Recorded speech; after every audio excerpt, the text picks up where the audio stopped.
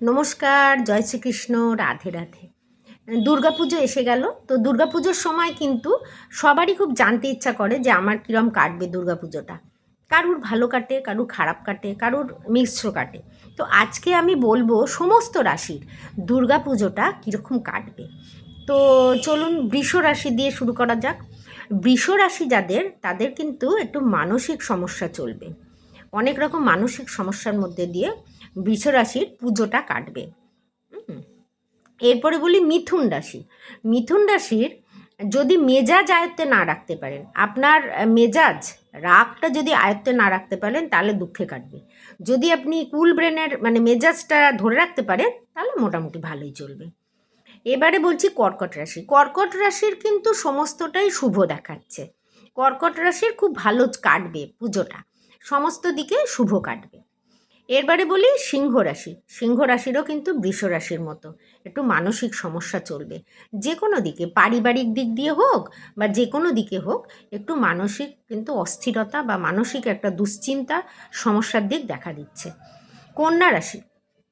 কন্যা রাশিরও কিন্তু কর্কট রাশির মতন ভালো কাটবে। কন্যা রাশিরও দেখা দিচ্ছে যে সমস্ত দিকটাই ভালো কাটবে, সব দিকটাই।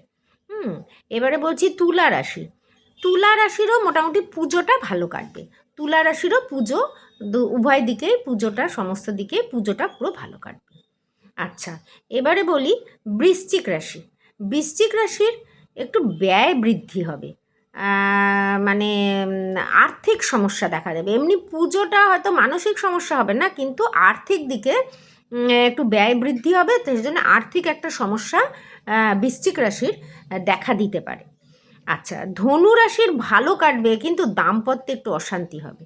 দুর্গাপুজোর সময়টা ধনু রাশির লোকেদের আমি বলবো মোটামুটি ঝগড়াঝাটি করবেন না। দাম্পত্যে কিন্তু অশান্তির ভাগটা ভীষণভাবে প্রবল দেখাচ্ছে। আচ্ছা, মকর রাশির বলি। মকর রাশির মোটামুটি দেখাচ্ছে শুভ।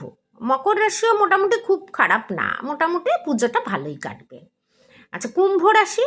কুম্ভ রাশির কিন্তু উগ্রতা কুম্ভ রাশিরও কিন্তু ওই আপনার যদি খুব উগ্র মেজাজের হন, কুম্ভ রাশির যারা আছেন তারা কিন্তু মেজাজটাকে একটুখানি কন্ট্রোলে রাখবেন। মেজাজ কন্ট্রোলে রাখলে আপনারা ঠিক থাকবেন, কিন্তু মেজাজ যদি উগ্র হয়ে যায় তাহলে পর্যন্ত কিন্তু আপনার পুজোর সময়টা কিন্তু মানসিক অস্থিরতা, তার সঙ্গে ঝগড়া, এগুলো হতে পারে। তো অতএব আপনারা তাহলে সেটা মেজাজটা আপনারা একটুখানি কুম্ভ রাশির লোকেরা ইয়েতে রাখবেন। আর তারপর বলি মীন রাশি। মীন রাশির গৃহ আর দাম্পত্যে একটুখানি সমস্যা দেখা দেবে।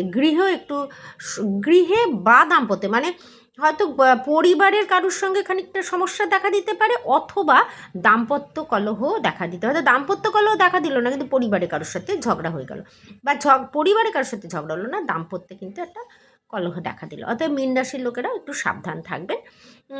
তো মোটামুটি এই ছিল। তো আমার অনেক ভিডিও দেওয়া আছে, দেখবেন। যদি ভালো লাগে পাশে থাকবেন। নমস্কার, জয় শ্রীকৃষ্ণ, রাধে রাধে। দেখা হচ্ছে পরের ভিডিওয়।